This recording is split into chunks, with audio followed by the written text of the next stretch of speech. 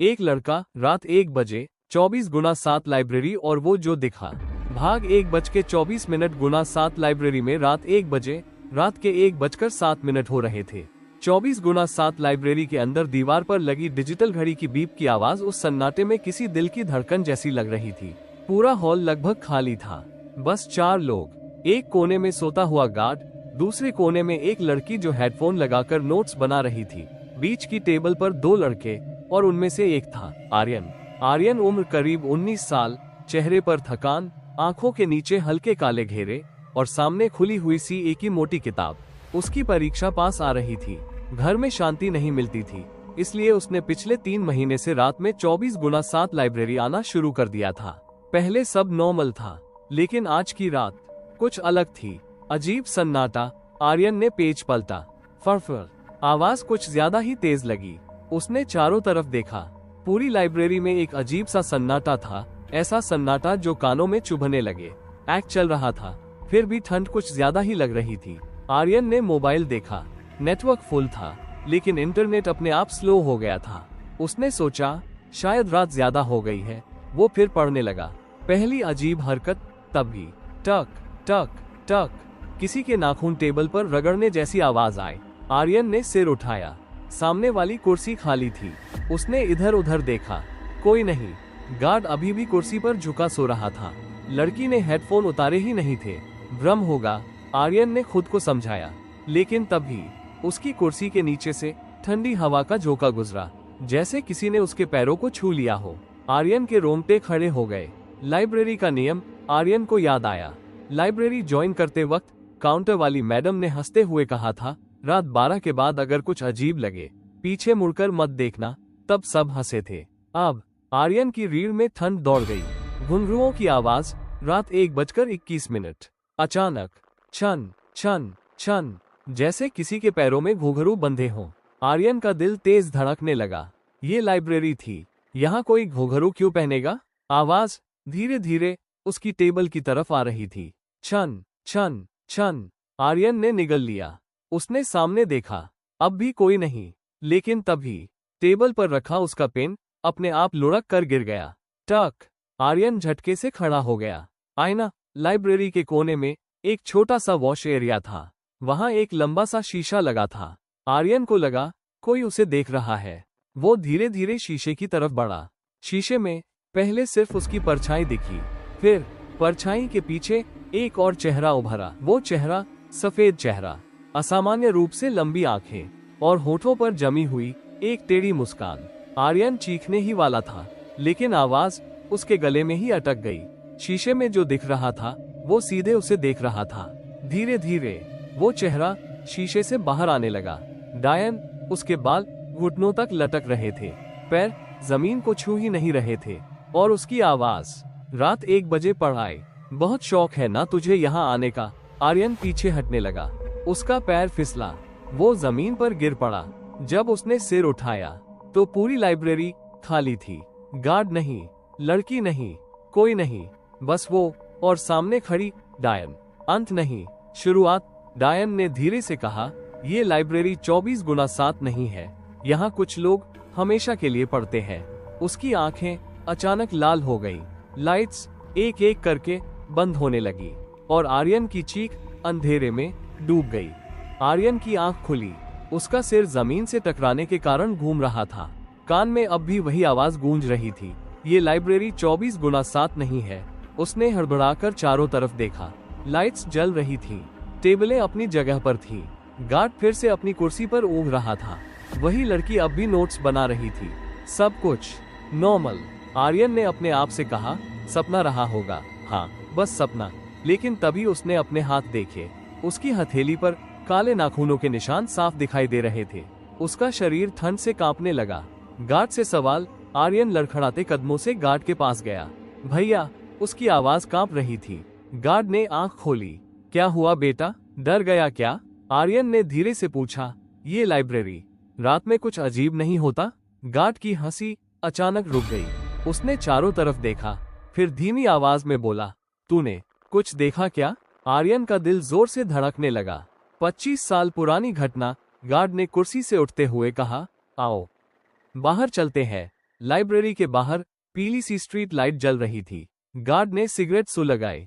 25 साल पहले उसने बोलना शुरू किया। ये लाइब्रेरी नहीं थी, यह एक छात्रावास हॉस्टल था। आर्यन ध्यान से सुन रहा था। यहाँ एक लड़की रहती थी, नाम था नैना। गार्ड ने सिगरेट का कश लिया। बहुत तेज थी पढ़ाई में, रात रात भर जागकर पढ़ती थी। लोग उसे मजाक में डायन कहने लगे थे। आर्यन को झटका लगा। नैना की मौत। आर्यन की आंख खुली। उसका सिर जमीन से टकराने के कारण घूम रहा था। कान में अब भी वही आवाज गूंज रही थी, ये लाइब्रेरी 24x7 नहीं है। उसने हड़बड़ाकर चारों तरफ देखा। लाइट्स जल रही थी, टेबलें अपनी जगह पर थीं। गार्ड फिर से अपनी कुर्सी पर ऊँघ रहा था। वही लड़की अब भी नोट्स बना रही थी। सब कुछ नॉर्मल। आर्यन ने अपने आप से कहा, सपना रहा होगा। हाँ, बस सपना। लेकिन तभी उसने अपने हाथ देखे। उसकी हथेली पर काले नाखूनों के निशान साफ दिखाई दे रहे थे। उसका शरीर ठंड से कांपने लगा। गार्ड से सवाल। आर्यन लड़खड़ाते कदमों से गार्ड के पास गया। भैया, उसकी आवाज कांप रही थी। गार्ड ने आंख खोली। क्या हुआ बेटा, डर गया क्या? आर्यन ने धीरे से पूछा। ये लाइब्रेरी रात में कुछ अजीब नहीं होता? गार्ड की हंसी अचानक रुक गई। उसने चारों तरफ देखा, फिर धीमी आवाज में बोला, तूने कुछ देखा क्या? आर्यन का दिल जोर से धड़कने लगा। 25 साल पुरानी घटना। गार्ड ने कुर्सी से उठते हुए कहा, आओ बाहर चलते हैं। लाइब्रेरी के बाहर पीली सी स्ट्रीट लाइट जल रही थी। गार्ड ने सिगरेट सुलगाई।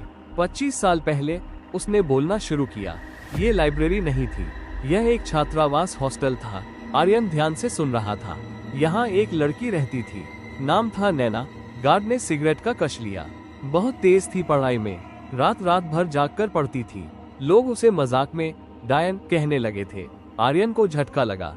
नैना की मौत। गार्ड की आवाज भारी हो गई।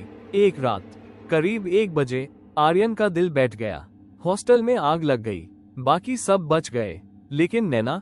गार्ड ने आंखें झुका ली। वो लाइब्रेरी रूम में बंद थी, दरवाजा बाहर से लॉक था। आर्यन ने पूछा, किसने लॉक किया? गार्ड ने उसकी आंखों में देखा।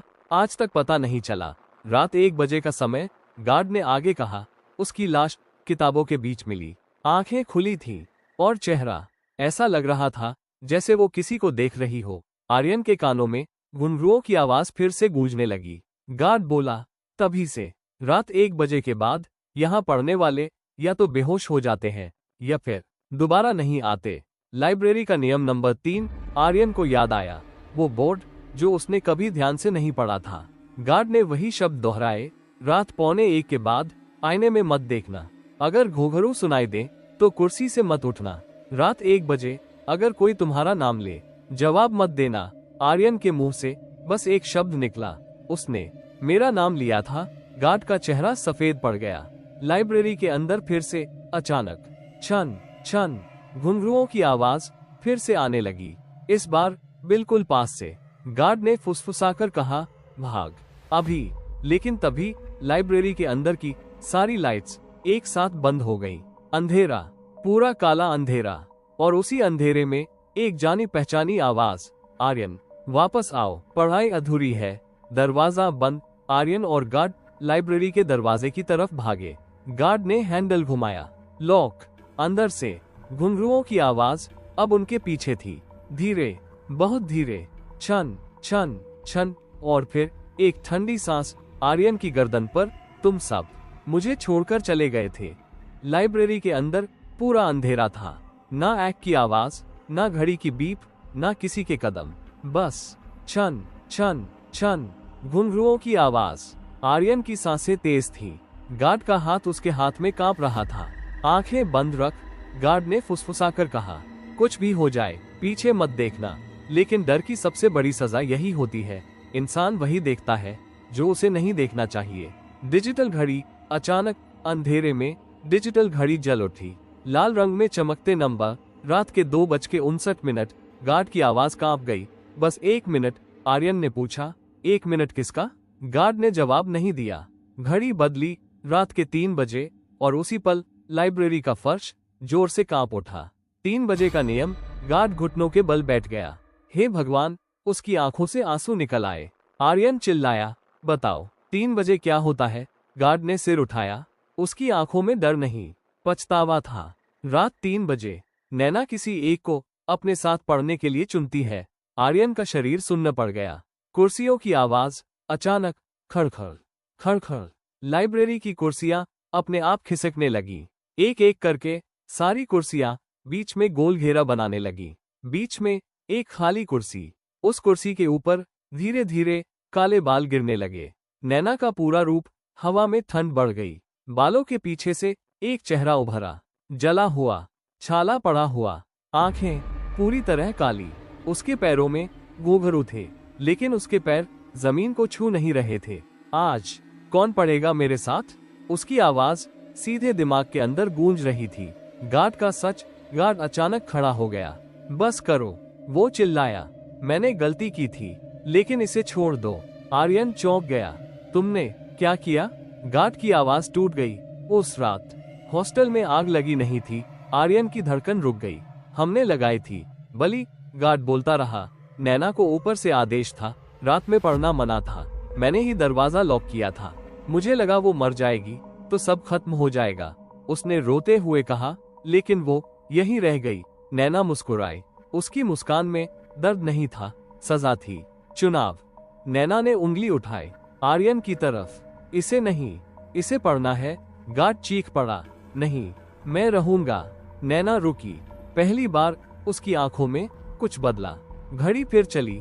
डिजिटल घड़ी बदली। रात के 3:07। नैना ने कहा, ठीक है, एक और रात। उसने आर्यन की तरफ देखा। लेकिन अगली बार तुम अकेले नहीं बचोगे। और अचानक धप, सारी लाइट्स जल उठी। कुर्सियां अपनी जगह, घड़ी नॉर्मल, जैसे कुछ हुआ ही ना हो। गार्ड गायब। आर्यन ने पीछे देखा। गार्ड वहां नहीं था। सिर्फ उसकी कुर्सी पर एक जली हुई चाबी और बदबूदार धुआं। आर्यन अकेला था। गार्ड की कुर्सी अब भी हिल रही थी, जैसे कोई अभी अभी वहां से उठा हो। हवा में जली हुई लकड़ी और मांस की अजीब सी बदबू फैली हुई थी। आर्यन की नजर उस जली हुई चाबी पर अटक गई। उसने कांपते हाथों से चाबी उठाई। चाबी ठंडी नहीं थी, जल रही थी। सीढ़ियां जो किसी ने नहीं देखी। लाइब्रेरी बंद करने का समय हो चुका था।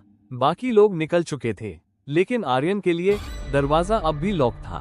तभी उसकी नजर बुक शेल्फ के पीछे पड़ी। एक दरार पर पड़ी। शेल्फ को हल्का सा धक्का देते ही चर्रर, पीछे से लोहे की सीढ़ियां दिखाई दी, नीचे जाती हुई। आर्यन को याद आया, गार्ड ने कहा था लाश किताबों के बीच मिली थी। उसका दिल बैठ गया। नीचे का कमरा, सीढ़ियां नीचे जा रही थी। हवा वहां से ऊपर आ रही थी, और वो हवा सांस लेने लायक नहीं थी। आर्यन ने मोबाइल की टॉर्च जलाई। नीचे एक छोटा सा कमरा था। दीवारें काली थीं। फर्श पर जले हुए पन्ने बिखरे थे, और बीच में एक लकड़ी की मेज। उस मेज पर अब भी जले हुए हाथों के निशान थे। नैना की डायरी। मेज के नीचे एक मोटी सी डायरी पड़ी थी।